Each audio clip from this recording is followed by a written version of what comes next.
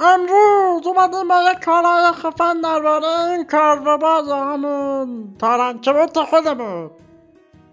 همونطور که میدونید تارنکبوت چند تا کارهایی داره. یکی کلاچ کردن،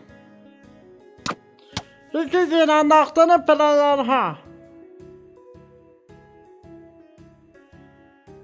و یکی هم اینجوری میتونید خودتون رو بندازید توش و دیگه دمیج نخورید.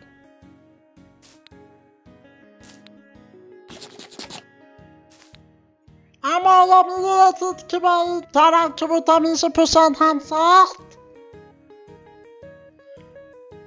به این صورت اگر شما یک ندرورد رو بذارید داخل برنگستان و بعد یک ترکبوت هم بذارید،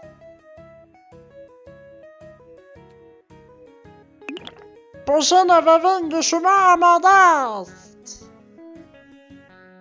که افکت و وینگو به مدت 3 دقیقه به شما میده. حالا وقتی این پوشن رو به پلیرها یا مابها بزنید و بعد اونا رو بکشید،